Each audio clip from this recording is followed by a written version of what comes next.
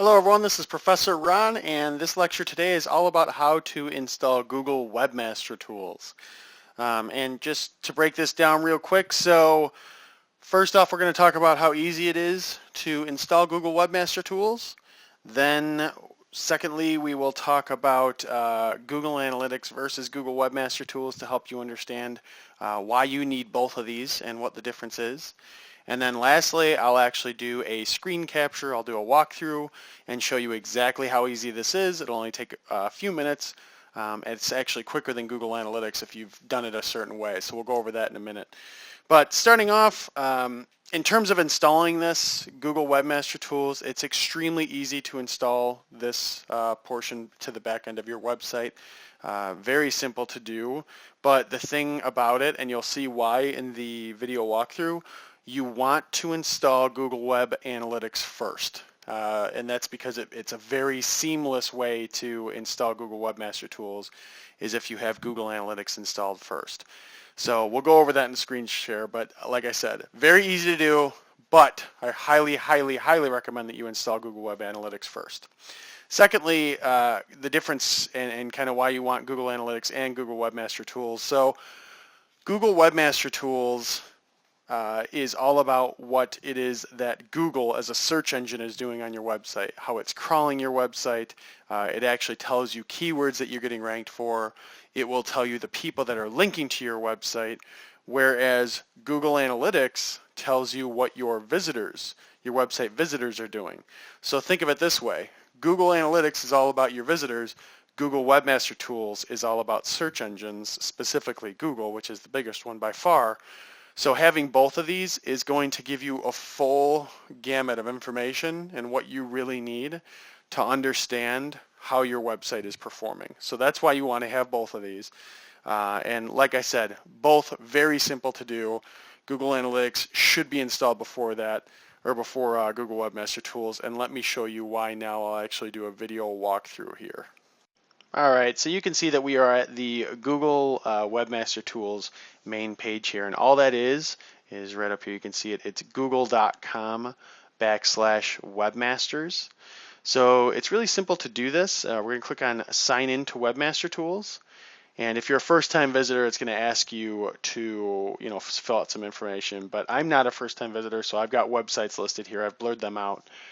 Just because I don't want to give up all my websites and what they are. But what you will see here, if this is your first time, you're going to see a blank screen, and all that you need to do is click on Add a Site, and we go to whatever website it is that you want to add. Now, I highly, highly recommend that you add Analytics first, Google Analytics first, and here's why. We'll click Continue, and it's recommended that you have Google Analytics. All that you have to do if you have Analytics installed is click Verify.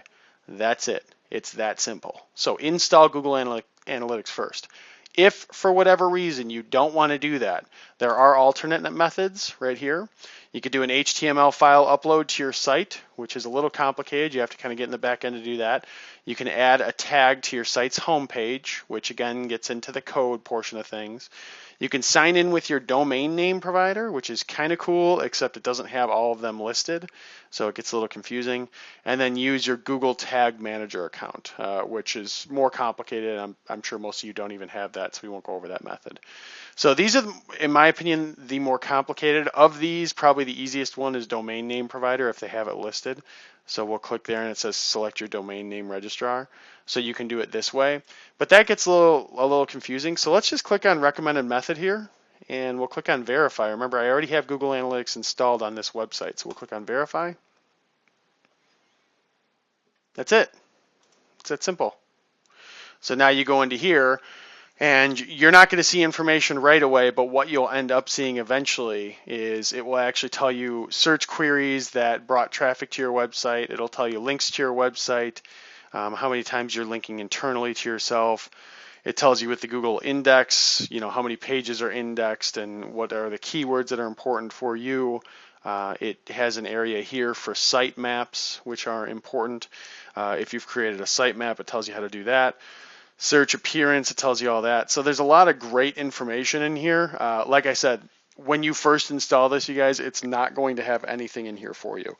This is going to be one of those things that will progressively, probably, if you're working actively on your website, probably within a week or two, possibly up to as much as a month, you're going to start seeing a lot of information in here. But it's really important to have this, and probably the two areas that you really want to pay attention to when you do have this installed and it's working fully is search queries and links to your site, because search queries, again, will tell you what it is that's driving traffic to your website directly from Google, and links to your site will tell you, the people that are actually linking to your website. So we're actually going to go into the 1 Hour Professor website. I'm not going to show you all my keywords and everything, but I'll show you what a real account looks like when it's all set up. All right, so you can see that with the 1hourprofessor.com website, which is obviously my website, we've got sitemap submitted, we've got a web, we've got images, we've got search queries. I'll click into here just so you can see, so you can see what it looks like, but I'm going to blur everything out so people can't just watch this video and steal all my search queries and everything. But if you click on search queries here, you can see it gives you a graph of the information. It tells you how many clicks. And then below, I'm actually not going to scroll down, but it tells you what the query is that people are searching, how many impressions you got, how many clicks you got, your click-through rate, and your average position. So it will break all of that down. And then links to your site. I'm going to blur this out as well. But this tells you who it is that links to your website and what content on your website is linked to the most.